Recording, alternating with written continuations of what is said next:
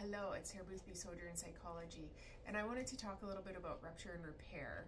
I've been thinking about it in terms of our individualistic North American culture. Some of the complications that are showing up since so much of our life is online, and we don't have as much of those relationship spaces where we are physically with other people. We're relying on apps, we are having more Zoom relationships, and so the humanity of the other person is not as clear. This is really risky from an attachment perspective. This is really risky relationally, and then of course it brings so many risks to repair when we can't clearly see the other. This falls into that container of view of self and view of others. So the best definition of repair I know of is the circle of security definition. Repair says, I am here, I know you need me, and we're going to work this out. Now, clinically, how I've been trained as an emotionally focused therapist and experiential attachment focused therapist is that we want to be really mindful whenever possible of for me, I'm trying really hard to pay attention to how I am providing a symbol of safety, a symbol of good attachment, so that people can co-regulate into positive experiences. And if I don't get it, that hopefully I'm attuned enough to see. Now, sometimes I don't necessarily get it until after the moment's gone, or maybe even after a therapeutic relationship has ended. So I have grace for myself in my social relationships as well. I don't always get it right with people. I mean, go figure. And I don't actually think that when we are honest with ourselves, we expect anybody to get relationships perfect. So I don't really expect that people are looking at me saying, oh wow, Tara thinks she has it perfectly, or she should, because nobody gets it perfectly. It's hard for children because our kids are so desperate for us to get it right. And our kids are relying so much on us to realize when the rupture happens that we will repair it with them. There's more potency when there is a hierarchy in the relationship. So when I am stepping into the role of therapist, the responsibility is mine to navigate repairs and to be the symbol of attachment, to be the wiser, stronger other, or the bigger, stronger, wiser, and kind symbol in that. It's not my responsibility to try and get a client to organize my feelings. I'd be doing poorly at my job. Hopefully, if that happened, that a client would be able to tell me. And that translates to other relationships, that we really are looking to trust in leadership, that the person sees us in our immutable place, and they're making attempts to meet us in our immutable place, whether they do a great job or not. Yeah, and I think about this a lot in family sessions. Family sessions are probably the trickiest. There's way more energy that I'm holding, and the risk of not getting it right for something or somebody is just that much greater. And I'm trying harder to pay attention to, okay, how am I holding everybody? The parents, the children, whomever's in the room. Couples, it's different because there's more of that reciprocity in the space of sharing how we're holding things. But anytime there's children in the room, and then anytime in other scenarios, so in institutions, this is some of the pain with institutional trauma, whether that is a religious trauma, I shouldn't say religious trauma, that's not a great term, but a trauma that's occurred in a religious environment, or say in a large job, like if somebody works for the government or health services or something. These are large institutions. Ruptures are going to happen in those environments. How does leadership respond?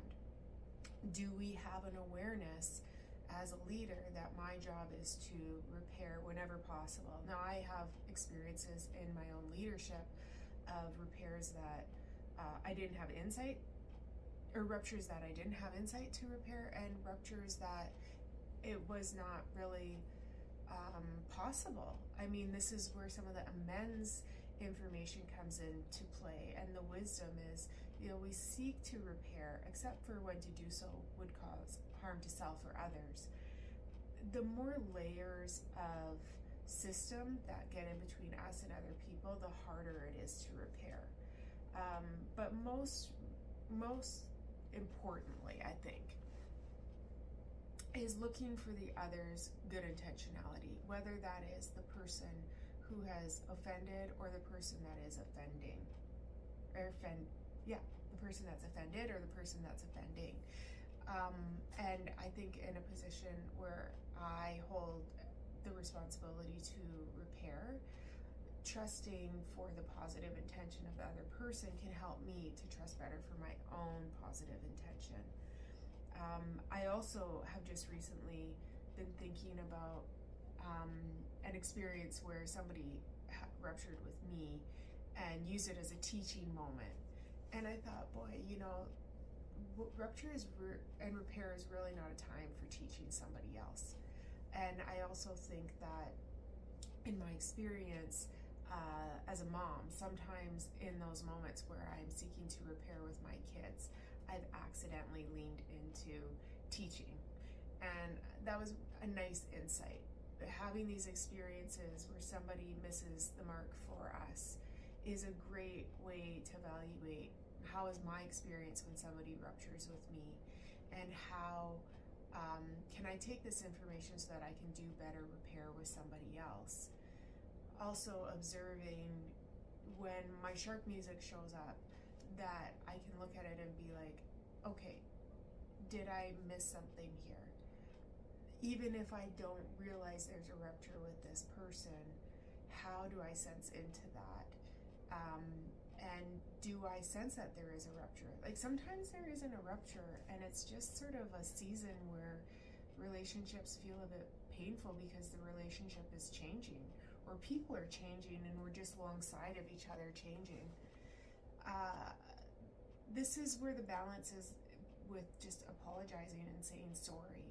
Saying sorry because somebody is uncomfortable is not necessarily the right response either. Sometimes we're going to be alongside of somebody who's going through an uncomfortable situation, and it's not because of a rupture with us, even if that person is upset with us. There's really nuance. This is why all of this space is so difficult.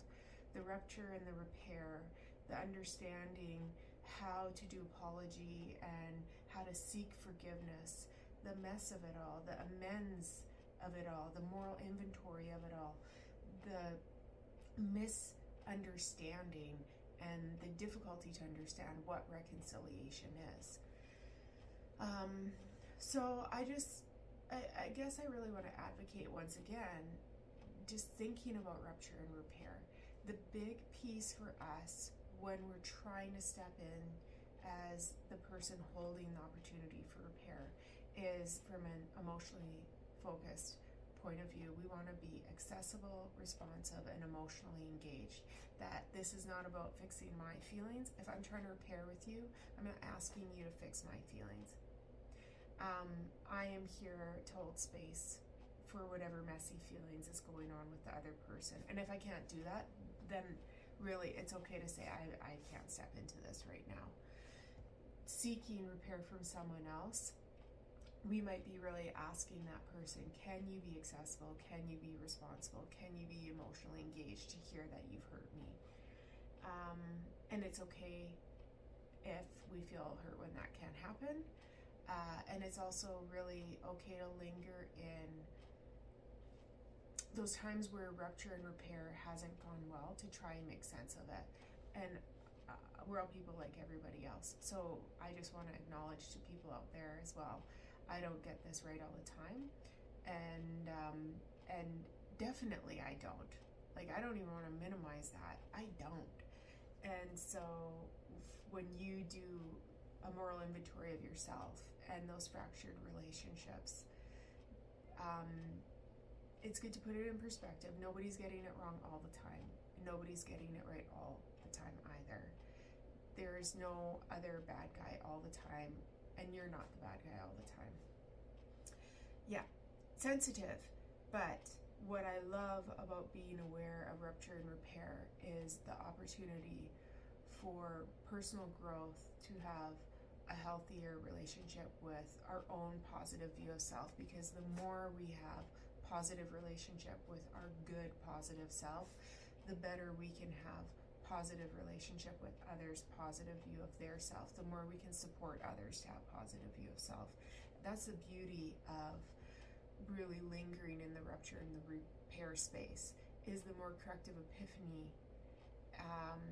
with repair, the more reconciliation, the more promise for future relationships.